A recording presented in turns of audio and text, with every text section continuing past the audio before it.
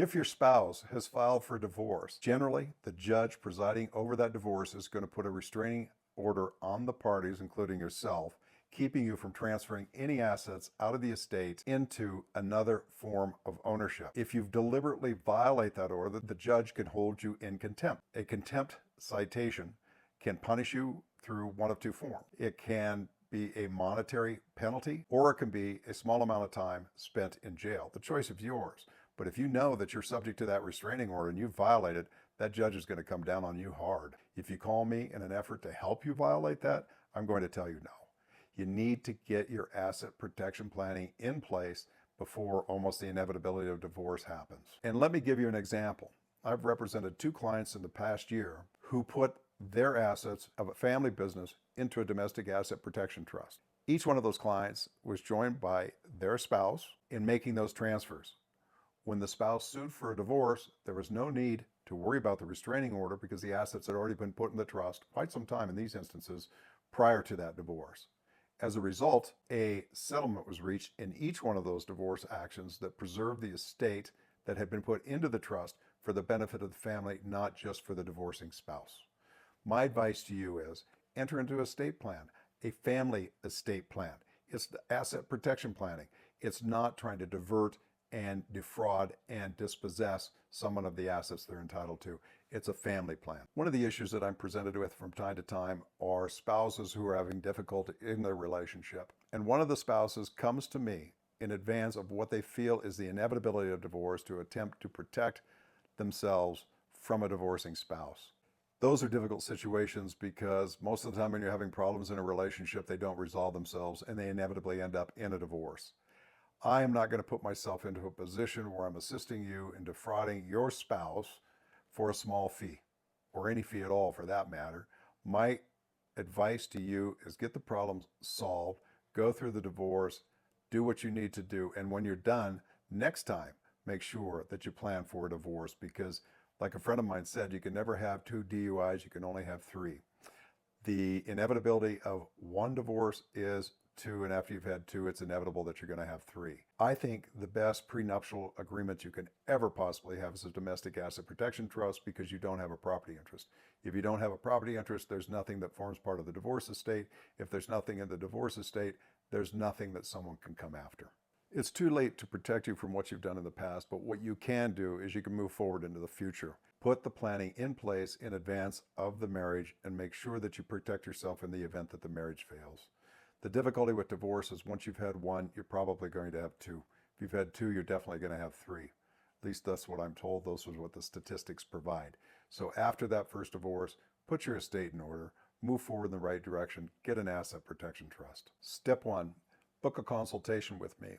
Over a very short period of time, I'll be able to ascertain from you just exactly who your beneficiaries are, what your assets are, and the general structure of that trust. Second thing is, engage me to do the trust, make a down payment. Third step, fill out the questionnaire, submit it to me. Fourth step, let's have another telephone conversation. We'll go over exactly what you put into the questionnaire, and I'll finalize my structure of the trust. Next step, I'll put the asset protection trust together. I'll draft it. I'll send it up to you in order to be reviewed and to answer any questions that you may subsequently have. We also bring your CPA in at this time if that's what you want to do as well. Final thing, we put the trust together. We get everything executed. We put the assets into the trust. You have a maintenance contract. You call every year. We go over things that may pertain to the trust that have risen over the course of the last year. We update the trust if we need to. We move assets around if we need to, and we move forward into the future, making sure that every year you have an audit. The initial setup of your trust typically takes around 3 weeks, sometimes a little bit more. It depends more on you than it does on me. Yearly, we have an annual audit. Most people go year to year without much going on. They'll have contributions, they'll have distributions. Those are things that we take care of for you. We keep a record of it. One of the best things that you can do is to have a record of a contribution that's been signed and uploaded to our client portal for you because it's time-stamped and the timestamp can't be manipulated. So it's a good piece of evidence in the event that someone ever comes after you for a fraudulent transfer. We also have distributions out of the trust so that you know that you're not making distributions without the authority of the trustee. That's something that could come up in the future as well. And at the end of that audit, if you have questions ongoing during the course of the year, book a quick 15-minute conversation. Sometimes they're less than that. We get onto a Zoom call or a Go Meet, and we go over the aspects of what it is that your issue is, and we resolve it generally fairly quickly. You have to realize we're absolute experts in this field. It does not take us a great deal of time to assess what you're up against and to provide a solution for it. So there you have it. You're going to spend 3 to 4 weeks of your time getting this thing put together. You're going to spend the next several years doing annual audits and making sure that your trust is up to date and reflecting what your wills and desires are.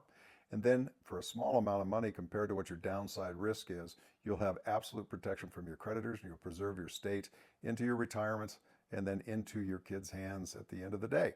And the other thing that you need to remember is that once you transfer these assets after you pass away down to your kids, they're protected from their spouses getting into those trusts as well. People generally procrastinate because of the fear of the unknown. We make it easy for you. Most of my clients, when they get done, think, my goodness, I should have done this a long time ago. I had not realized it was going to be this straightforward and easy to implement. And given the cost savings that occur just from one bad lawsuit, these things pay for themselves over and over again. It's interesting to me that people insure against fire to their houses and never have a fire on their house. Well, the same thing holds true for trusts.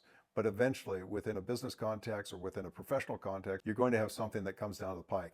This gives you emotional, psychological, and physical security from those potential harms. Stop waiting. Book your consultation below. I look forward to speaking with you.